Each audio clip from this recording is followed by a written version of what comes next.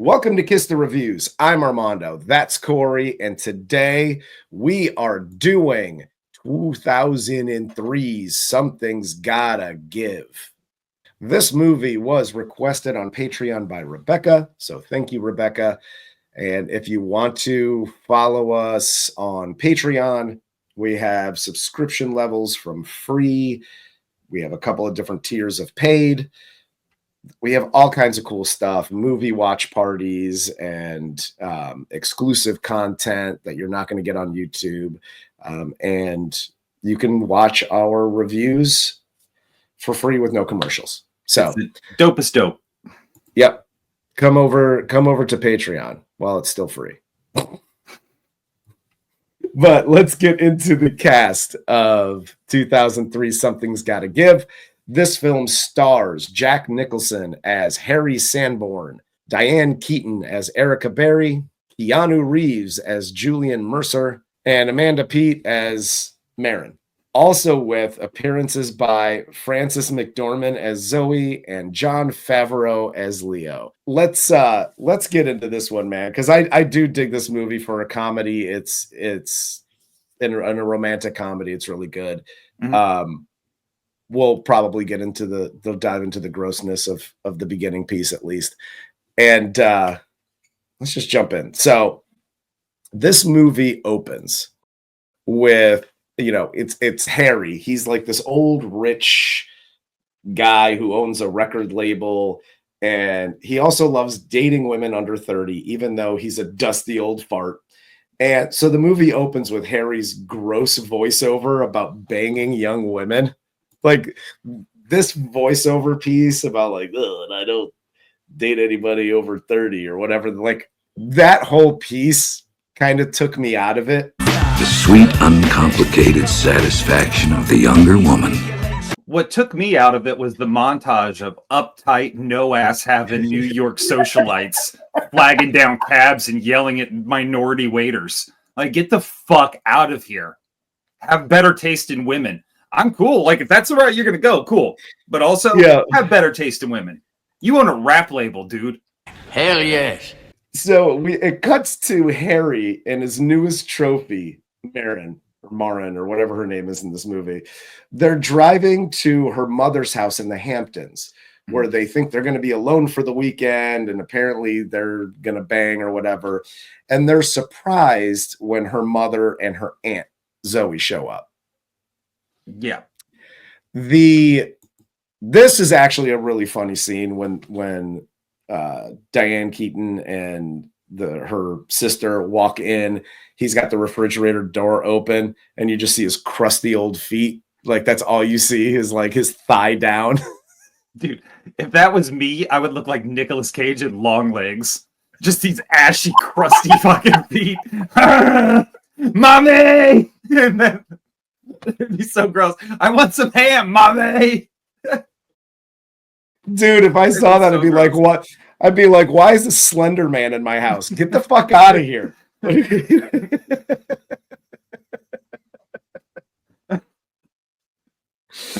Oh, making fun of your chicken legs is one of my favorite hobbies. Dude. Seriously, it's disgusting. I look like the Green Man from fucking Sin City. But Erica, Marin's mom, and her sister Zoe, they're both at the house. And after like this awkward dinner, Harry and Marin go to their room for some hanky-panky. And as they're going through this whole thing, Harry has a heart attack and is rushed to the hospital. Ha! I mean, dude, this scene makes you hate fucking Diane Keaton. She is such a bitch. She really is. And Jack's doing the right thing this whole time. He's like, I'm just gonna go. He says it multiple times. And everyone's like, no. No, dude. Clearly, just go. Just leave. Like, listen.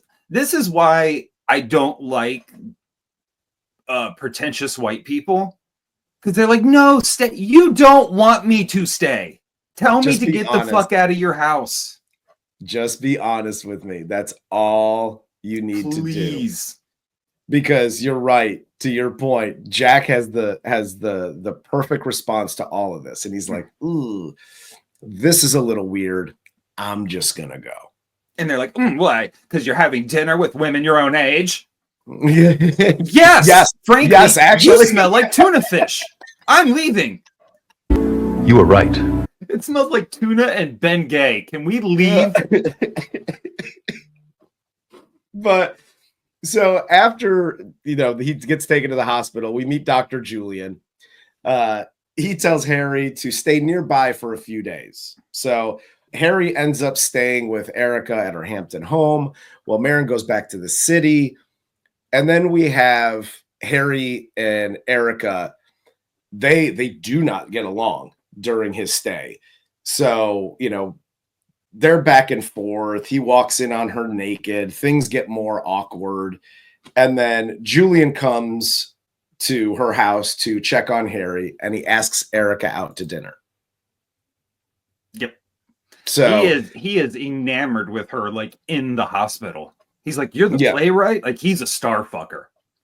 Oh, 100%. This isn't and I'm glad you said that, because as the first viewing, whenever this fucking movie came out, when I saw it the first time, I was just like, oh, MILF Hunter, right? Like, he likes older women and yada yada. Like, that was my MILF Hunter's fucking crazy.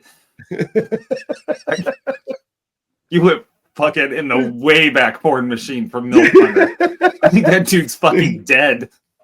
Julian's like the MILF Hunter on a perk 30. You got the MILF Hunter goatee you're rocking too. He's just fresh in your mind. So that's what I thought originally. But this viewing, I'm like, oh, he might have a thing for older women, but that's not why he wants to date her, take her to dinner, bang her, any of that stuff. He's a star fucker. Mm-hmm. I like your work, because he never really talks about her. It's always about her work. Yep. How brilliant her work is, how blah, blah, blah, blah, blah. Plus, when I watched it, I was like, dude, you got Amanda Peet right in front of you, and you're like, oh, Diane Keaton, hello. Yeah. And then I was like, oh no, I've met Armando's son, and that is exactly what your son would do. So I was like, cool, it makes sense, it tracks. I think Diane Keaton, even in 2003, that's a little bit, a little too old for him. Yeah, a little too old for him. Fair enough. But Harry and Erica, after this, they begin to get to know each other. They go for walks on the beach, etc. And this is after they look each other up on the interwebs. This is the funniest conversation when they're walking on the beach and they're like, all right, I Google machined you or whatever the fuck. And they're going through like their resumes of like what they've accomplished over there. Looked you up too. You're a real hootsy nanny in the playwright business. By the way, why are you wearing turtlenecks? Show your neck, baby. show your goblet. It's fine. It's fine. I wish she would have pulled it down and go, because I got an Adam's apple, motherfucker. I would have fucking lost it. And I would have been so much more interested in this movie too. That would have been a great twist. Like, something's got to give, and it's going to be Diane Keaton's dick. That's like Something's Got to Give, written by M. Night Shyamalan. But so after all of this, they get to know each other a little bit better. They start to actually become like friendly with each other.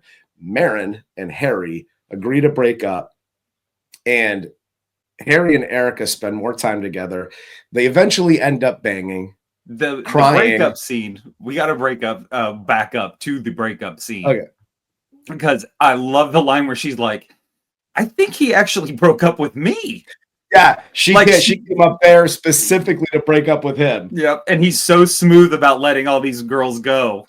Yeah, that he ends up naturally letting her off the hook. He takes the hit for breaking, and she's just like, it was so nice. Like, he was an ace, elegant.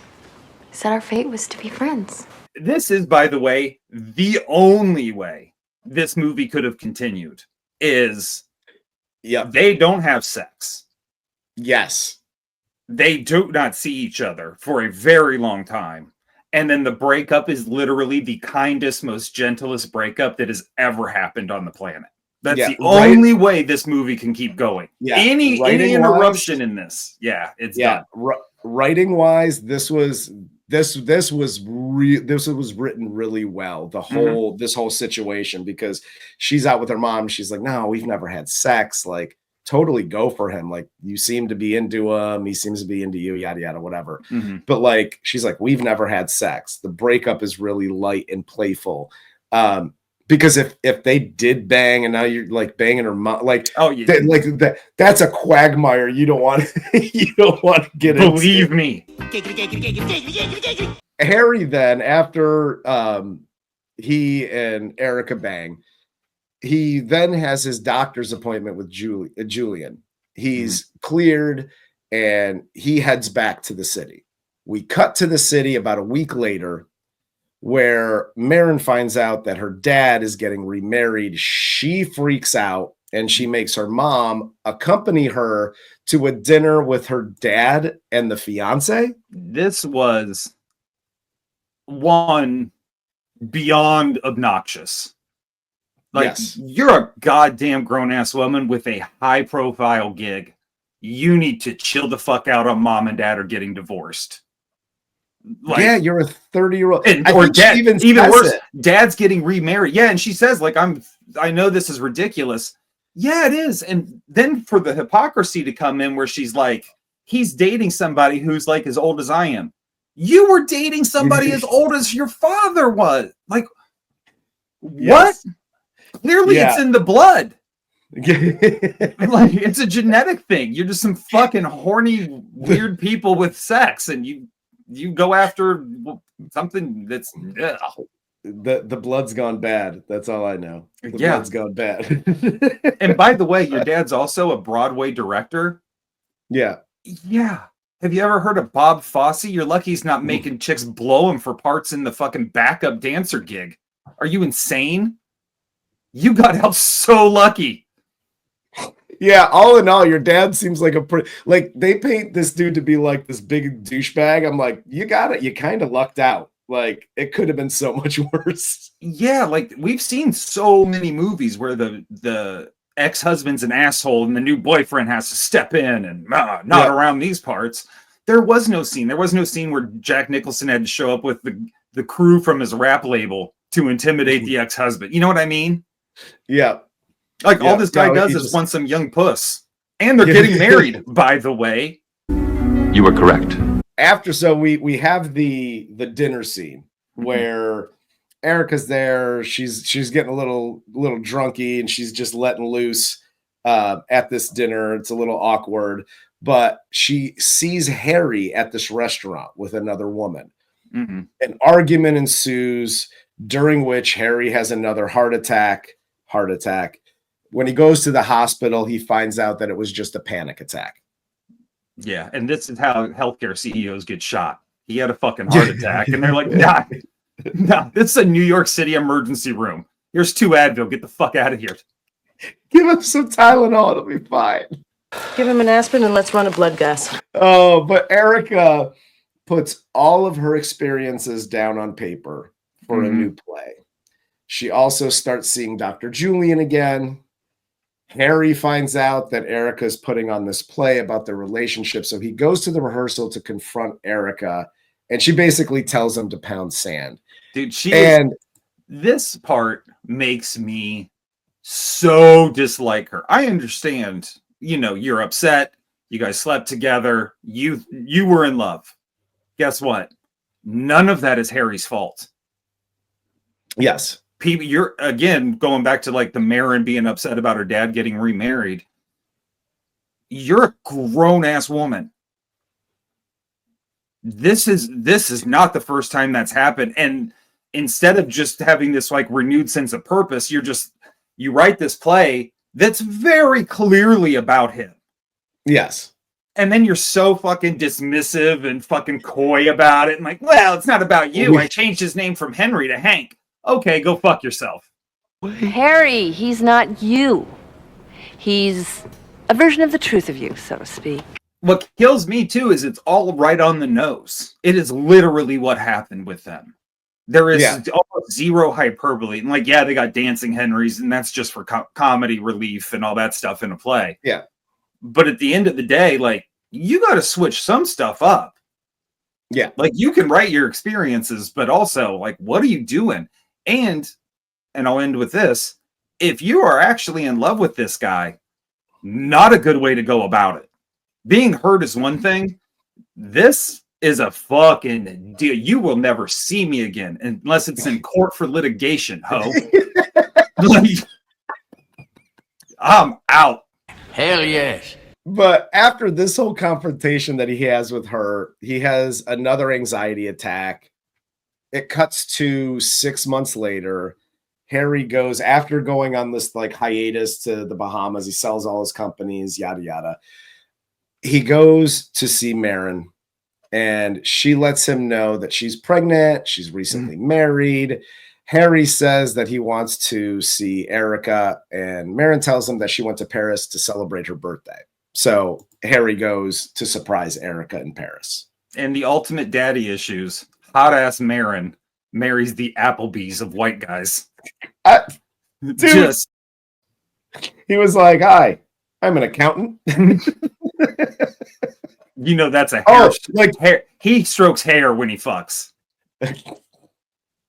He's always like, "Are you okay?" And I said fuck, and I should have said make love, because this guy does not fuck. No, he needs a water bed to have any kind of motion. Yeah, not at all. She's like, Harry's like, "Oh, hey, nice to meet you." He's like, "Oh yeah, I'm an accountant." He's like, "Oh, you have your own accounting firm?" He's like, "No, I work at H&R Block." in the Walmart. He's like, "No, I lean on her. She pays all the bills because she's actually got a good job." So yeah. She's an auctioneer, and I was auditing them. But we do find out, because Harry does go to Paris to surprise Erica. And we do find out that Harry, during his little hiatus that he went on and selling his businesses and yada, yada, he basically went and visited all of the women that he had slept with and or dated to see, for a little introspection, to see exactly what was wrong with him. Corey's life lessons. Hi, kids. Uncle Corey here. I'm going to borrow a phrase from Armando. Don't do that. Ever. No. Ever, not a good idea. ever. Do not do that. Because there's only a few things that can happen. One, you find no catharsis. It's all bad. Because you're going to figure out that they've probably moved on really well without you. Like, you were not the impact in their life that you thought you were. Not even close. Or two, you're going to fuck around and sleep with them. And then you got a whole mess of shit happening. Just leave this alone. Don't do it. Go to a shrink. Talk to them about it. Pour it all out. And that way you can be the hero in your own story still and just move on with your life. This is nuts. I'm taking a tour of my exes. This is never a good idea. So I will agree with you here. Leave it alone. This is why you need a really good friend that is like your ride or die. That'll just be honest with you, because you can go to your friend and be like, "Hey, listen, I'm going through some shit. You've been with me this whole time. Like, you've seen the relationships. What's the deal?" If you have a good friend, and be like, "Listen, I like you. Like, you and I are boys. I'm not dating you though. You're a piece of shit. You do X, Y, and Z and yada, yada." That's why you need that. You need that one. You need that one real one that'll just give it to you, like, right between the eyes. Dude, if my ex-wife emailed me today and I was like, "Hey, Armando, she just emailed me and says she wants to meet up. Should I?" He'd be like, "Yeah, that's a great idea. Do you want a Pepsi?" And then it would be over. If you need insider information on that Pepsi joke, join us on Patreon. So after he gets to Paris, Harry shows up at this restaurant that they've talked about in the past when they hooked up. He walks in, she's seated at a table. He begins telling her about how he's changed his life, after his last anxiety attack. And then Julian appears, and Harry sees that they've been dating. Harry joins them for dinner. He's and like, it "Whoa, goes well. Harry, what's up, wild stallions?" Julian is not happy immediately. Not happy. No, I you don't could think the he was look. even happy about the dancing Harrys outside of the fact he gets to be like, "Oh, you know that chick that wrote the new hit Broadway play, Erica? I'm fucking her." Like, that's the only thing he cares about with that. The rest of it, no. Yes, He's way too sensitive of a boy for this to be happening. But they have like this really, I don't know, good time together. They're drinking, they're having dinner together, and after they leave, Harry goes to like the bridge and the river to cry about losing the girl. And that's when we see Erica pulling up in a taxi. She tells him that Julian isn't a moron and kind of figured out what was going on between them. So he let Erica go to be happy with Harry. And Harry says he loves her. They kiss. And that's basically the end of the movie. Is actually just the movie ends like a year later at this New York restaurant where Erica, Harry, Marin, her husband, and their new baby go to have dinner as like a happy family. And now like Harry's like a grandpa and he's just like gaga goo goo. I don't think you needed that scene. I wish this would have went the way that Romeo and Juliet did, and Harry gets up to that bridge and just jumps in the Seine. And Erica shows up and is like, "Oh my God, I fucking killed the man." And then so she just jumps in too. And Julian's like, "No, bogus." And just gets in the car and goes back to America. Bogus. This is so not cool, man. Gary Busey pops out of a car somewhere in France, goes, "Utah, give me 2. It looks like they're both dead. They did that way fast. That was crazy. I have to do like a whole thing and dry my gums out. That's the benefit of being hungover, kids. Armando has no saliva today, so he can just suck it right up. I am not hydrated today, boys and girls. And dude, just the coffee. Just as an aside, you should have worn your Kenny Powers jersey today, by the way. You got some Kenny Powers action happening. You're not wrong. Dude, you can see a little bit of your hair in the back, so it looks like it's a mullet. I gotta tuck it behind the ears because I don't want the cans like on there. Dude, outside of that, the flow be flowing. If you cared about this show at all, you would put on that fucking Kenny Powers jersey, go outside and throw a couple pitches on camera. I'll see what I can do. I would laugh my fucking ass off. The arm's pretty shot. Good. So was his. Have you ever seen the show? He threw like 13 miles an hour. Oh shit. But dude, at the end of the day, this movie was funny. It has some really funny parts. The actors are great. We talked a little bit about this on Patreon. There's and we might have even mentioned it here too. There's scenes where if you just trim the fat, it's a little long in the tooth. Mm-hmm. The scene from Harry and after Harry and Erica's fight, where she writes the play, where she's crying, and I mean that's long, and it's cutting back. It's just like this weird it's like a montage, but not really. Mm-hmm. And her crying, I think to your point, you have 2 or 3 of those clipped together, it's fine, but like it was a lot. Yeah, it's definitely long in the tooth. And the lesson I really took away from this movie is, if you're a woman, walk around naked, and then men will be interested in you.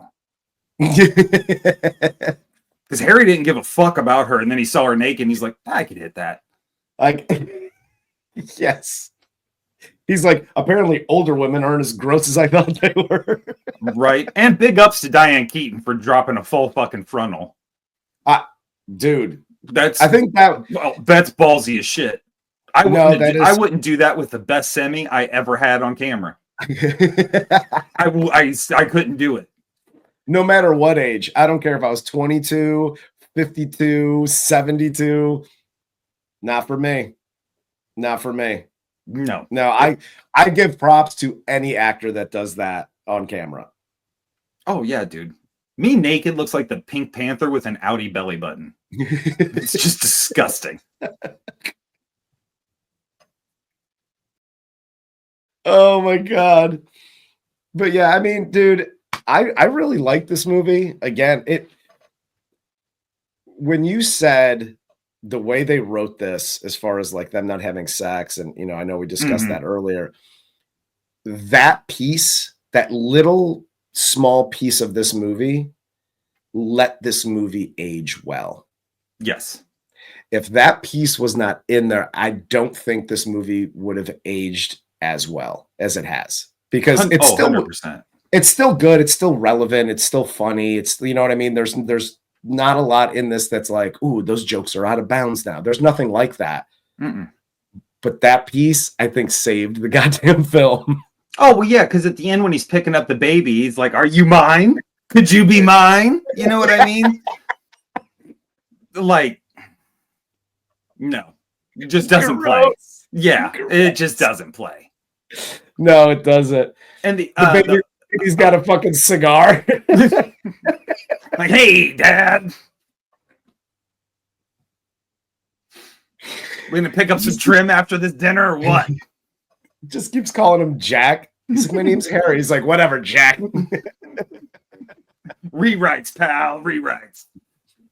Yeah. No, I like this movie. I think that, like you said, it's long in the tooth, for sure. But overall, especially for what this movie is, which is old people mating. Not for me. But other than that, I think it's actually a really good movie. Yeah, no, I do too.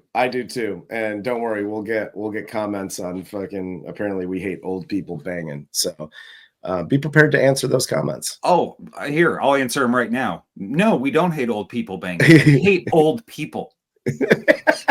Full fucking stop. Thank you for commenting. End of discussion. All right. Well, on that note, for Corey, I'm Armando. This is Kiss the Reviews, and this was 2003's Something's Gotta Give. Thanks, Rebecca.